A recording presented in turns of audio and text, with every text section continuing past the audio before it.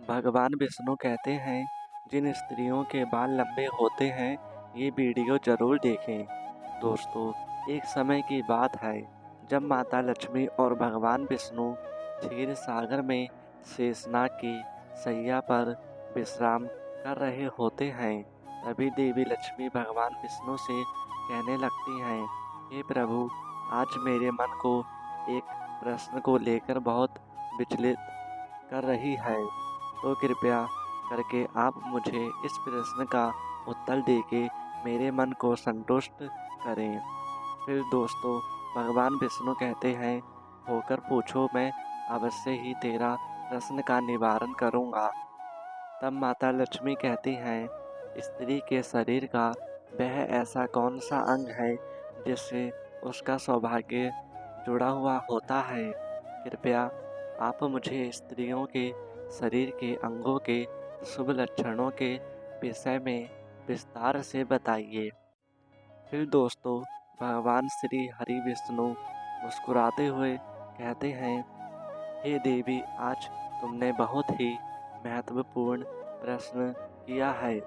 इस संसार में एक स्त्री का महत्व सबसे बढ़कर होता है। जैसे अलग अलग अवस्थाओं में स्त्री अपना कर्तव्य निभाती है। कन्या के रूप में वह पिता के घर में सौभाग्य लेकर आती है। एक पत्नी के रूप में अपने ससुराल में सौभाग्य लेकर जाती है और एक माता के रूप में अपनी संतान को सौभाग्य प्रदान करती है। किंतु वह पत्नी के रूप में ही अपना सर्वश्रेष्ठ कर्तव्य निभाती है। फिर भगवान विष्णु कहते हैं, एक स्त्री के शरीर के अंगों से ही उसके आचरण और सौभाग्य का पता चलता है। ऐसे शुभ अंगों वाली स्त्री अपने पिता, पति तथा पुत्र के लिए बहुत ही भाग्यशाली होती है। फिर भगवान विष्णु कहते हैं, हे देवी, आज तुमने जो प्रश्न किए हैं उन सभी प्रश्नों का उत्तर देने से पूर्व मैं तुम्हें एक महान कथा सुनाता हूँ। इसलिए आप इस कथा को ध्यान से पूरा जरूर सुनना, क्योंकि जो भी मनुष्य इस महान कथा का श्रवण करता है उसके समस्त पापों का और उसकी दरिद्रता का नाश होता है।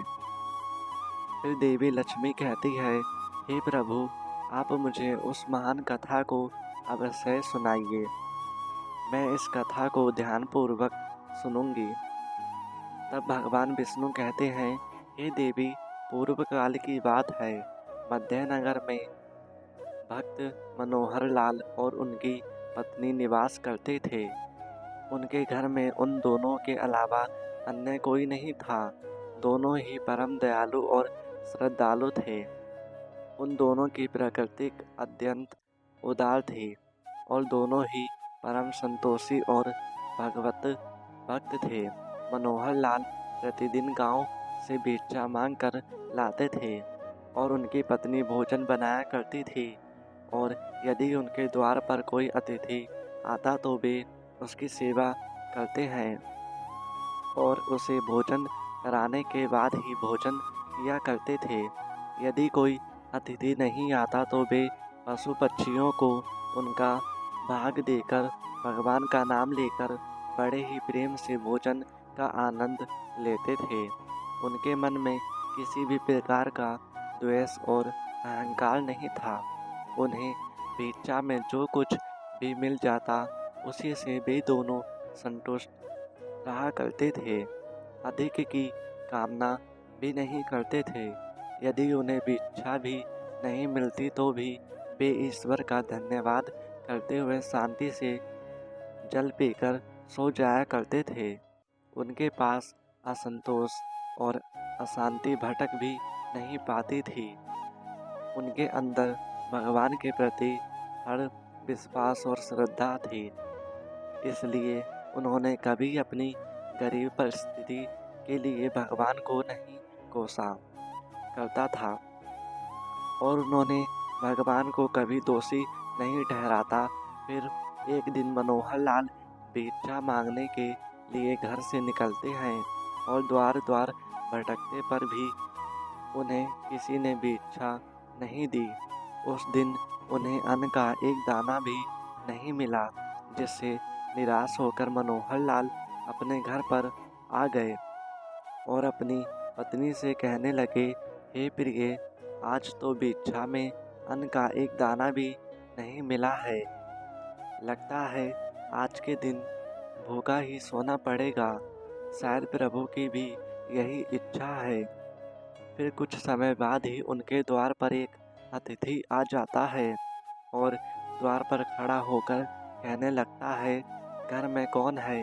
भैया, मैं अतिथि हूँ और अत्यंत भूखा हूँ। मुझे खाने के लिए कुछ दो।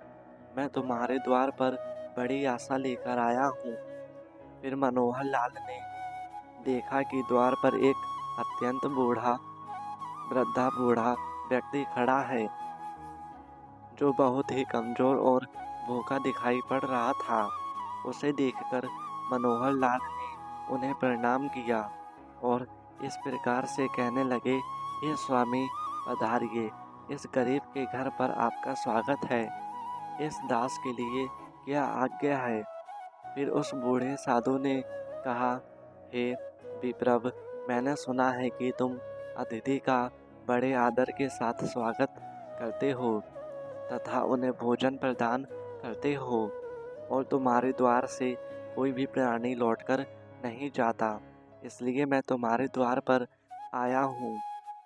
तुम भगवान विष्णु के बड़े भक्त हो, इसलिए मुझे विश्वास है कि तुम मुझे खाने के लिए कुछ ना कुछ अवश्य दोगे, जिससे मेरी भूख मिट जाएगी। मैं भूख से अत्यंत व्याकुल हो रहा हूँ। कई दिनों से मैंने भोजन नहीं किया है। मेरे अंदर अब चलने फिरने की भी शक्ति नहीं है। यदि मुझे अन्न नहीं मिला तो मैं तुम्हारे द्वार पर ही प्राण त्याग दूंगा। इस तरह उस बूढ़े साधु के ऐसे वचन सुनकर मनोहर लाल को बहुत दुख हुआ।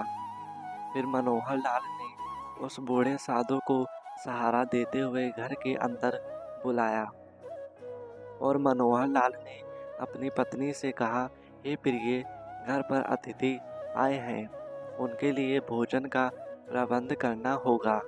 ये सुनते ही मनोहर की पत्नी ने कहा, हे स्वामी, घर में मिट्टी की फूटी हुई खाली हांडी के अलावा कुछ नहीं है। घर में अन्न का एक दाना भी नहीं है।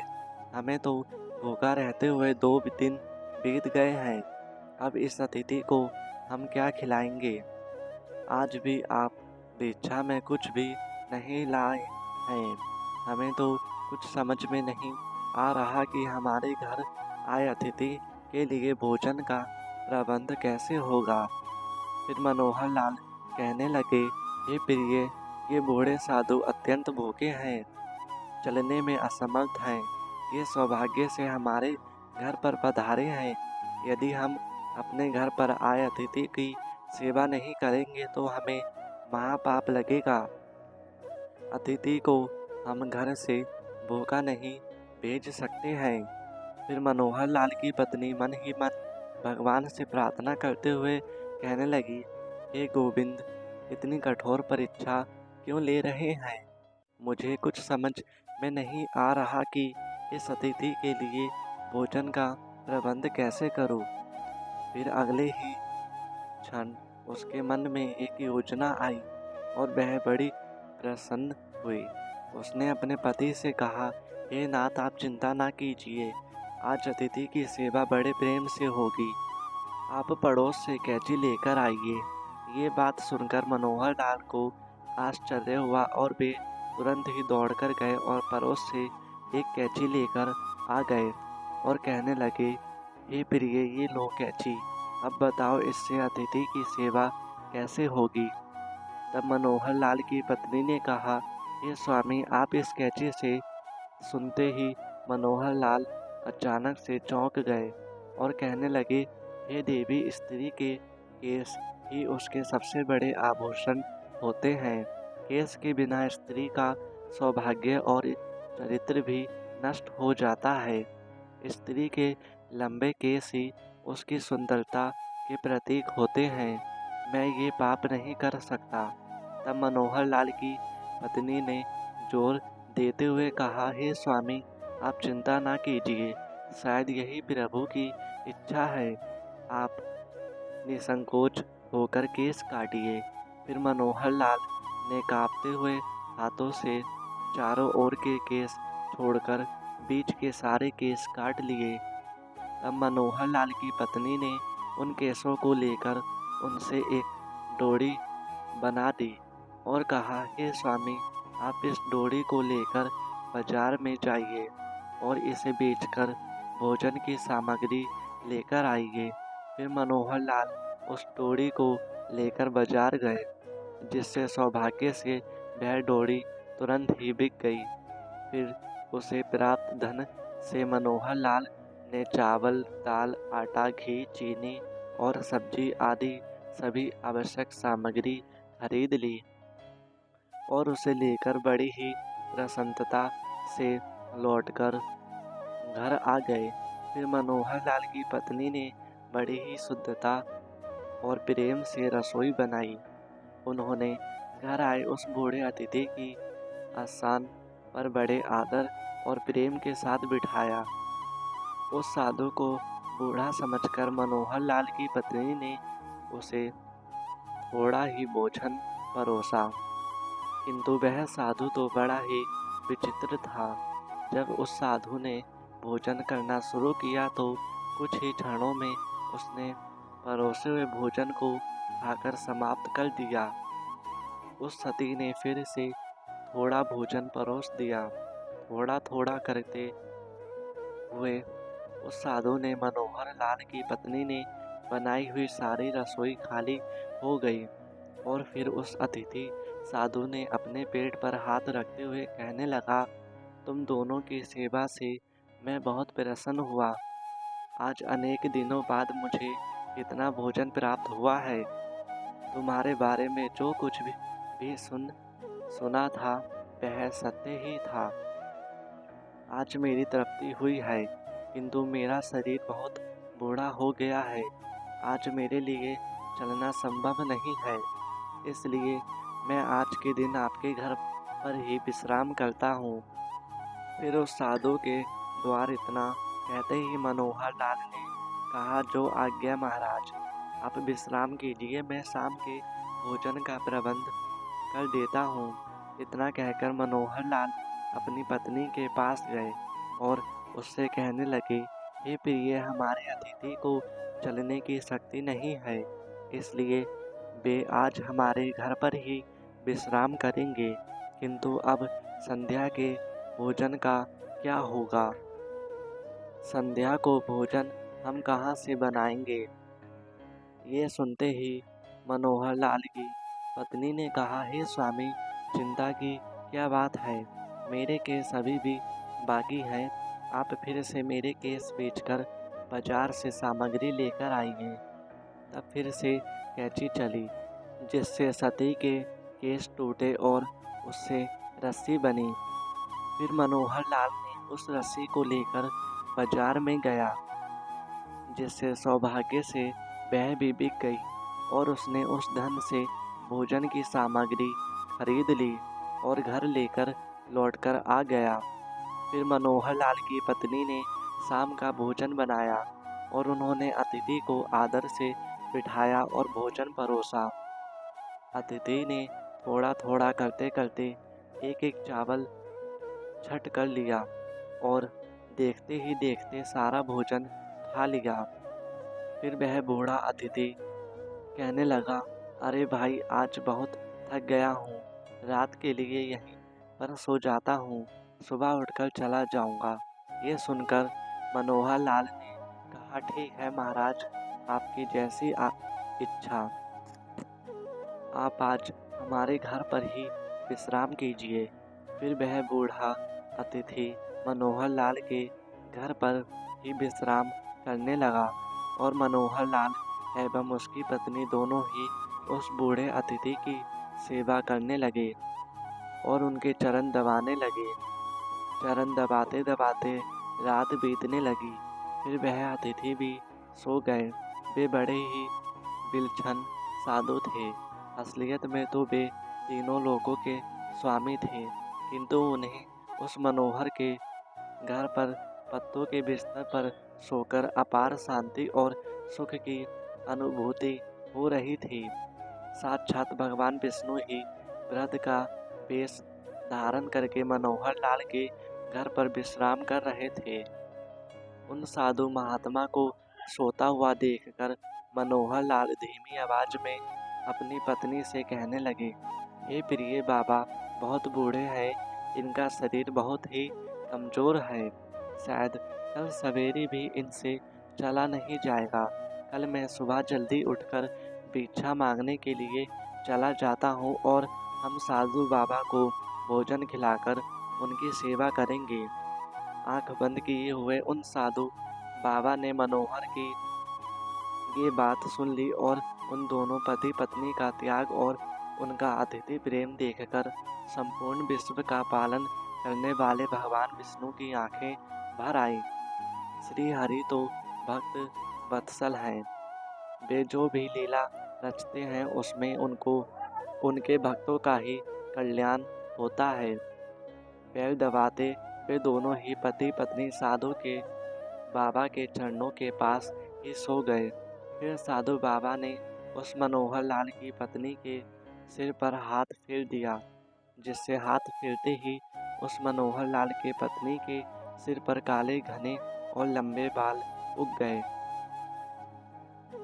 फिर मनोहर लाल के शरीर पर हाथ फेर दिया, जिससे मनोहर लाल स्वस्थ तथा अत्यंत पवित्र हो गए और भगवान ने मनोहर की झोपड़ी में दृष्टि घुमाई तो वह उसी क्षण में एक विशालकाय महल में बदल गई और उस महल में अनंत रत्न, सुवर्ण, माणिक, मोती एकत्रित हो गए।